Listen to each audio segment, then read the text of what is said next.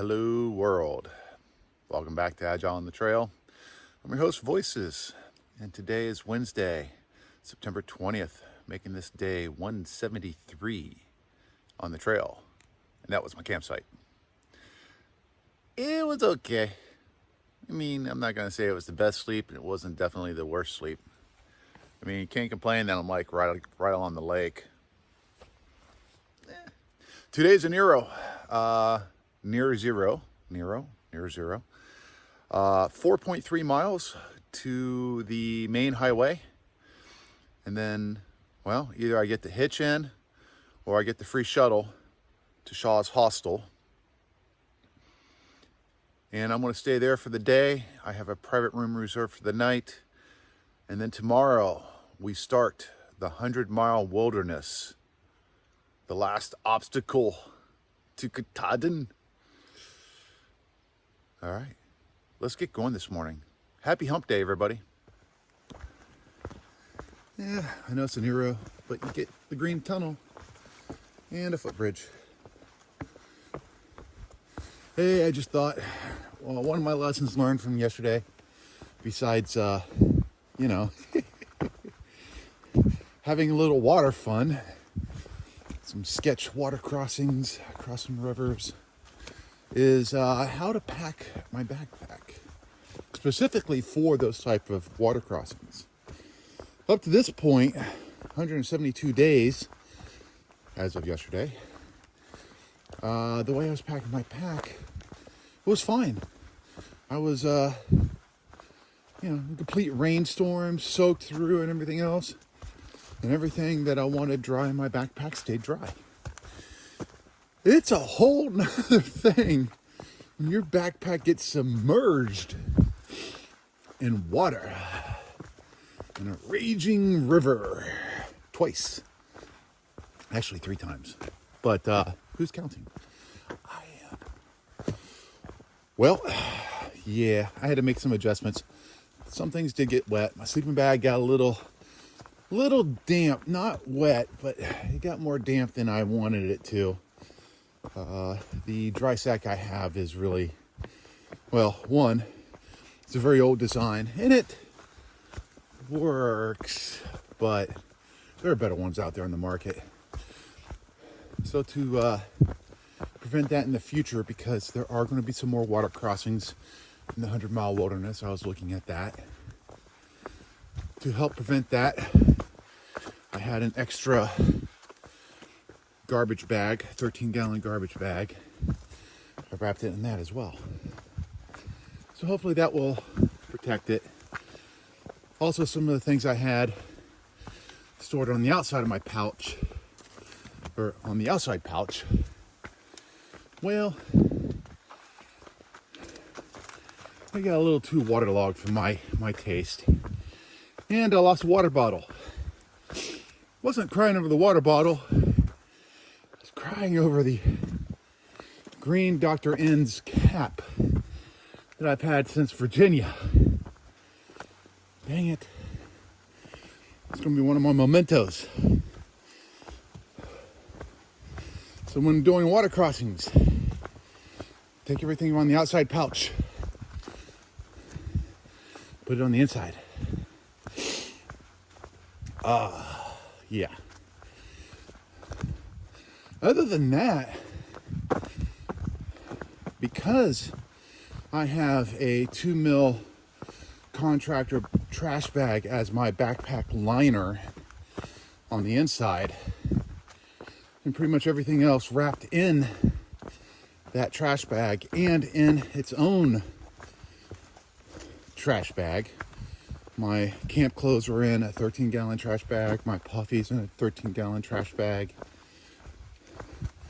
There's 3 layers of protection there. The backpack itself, which is good against rain and stuff, but it's still going to let some moisture in. And it's going to be, water resistant for being submerged, but water's going to get inside the backpack pretty quickly anyways. The 2 mil contractor trash bag is excellent against water but even that's not going to hold up forever. And then everything being in its own trash bag or sandwich bag, Ziploc.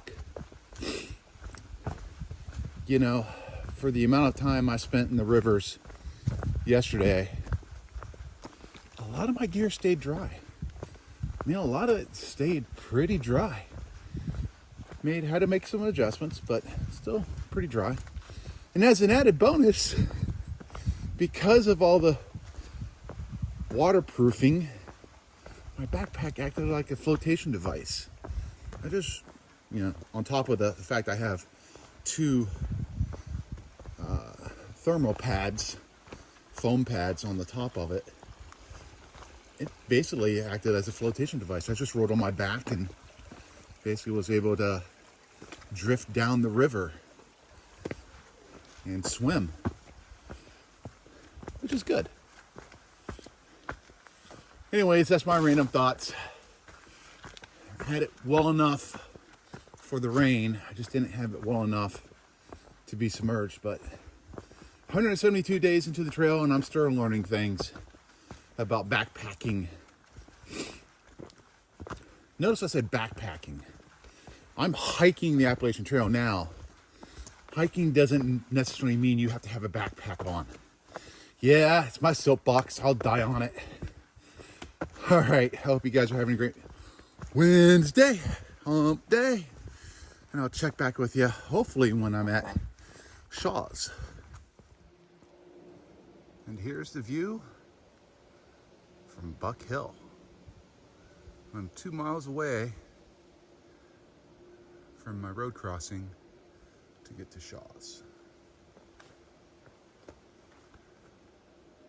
Not a bad view. And that's the squirrel sounding the alarm. Human nearby, warning, danger, danger.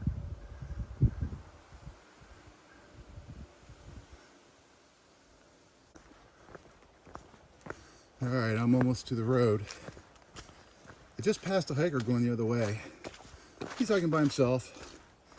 Well, my size, my build. Maybe 5-10 years younger than me. And he was asking me about the river crossings. Did I do the river crossings or did I do the road walk bypass?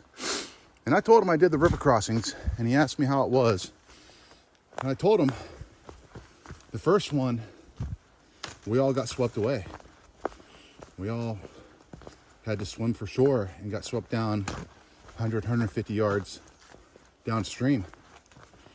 And then the second river crossing, cable, the current was strong enough and deep enough that I wasn't touching ground on part of the cable pull, hand over hand, that I had to do.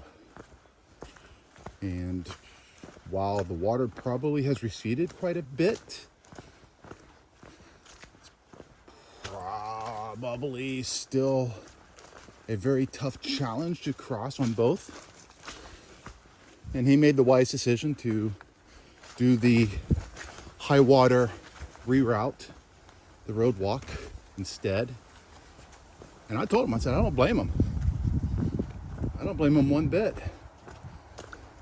I would do it if I was by myself, but I was kind of locked into it since I was pretty much over on one side as it was after doing it with Warrior Expedition and being swept away. So I wish him luck. Wish him all the best. Looking back on it, I love the experience. And it was definitely adrenaline high. Kind of sad that Side Salad wasn't with me. I'm pretty sure she would have loved the experience of doing that. She's a water rat. So Danny, if you're listening or watching, I did think about you. Because, I know how much you love water activities, such as, rafting and kayaking and stuff that, I did yesterday. All right, well, I see the road ahead. I'm going to get to Shaw's. I'm going to try to get a hitch. Their first shuttle is at noon, and it's about 9:30, going on 10. I don't want to wait around for a couple hours. All right, everybody. Have a great Wednesday. I may check in with you a little later.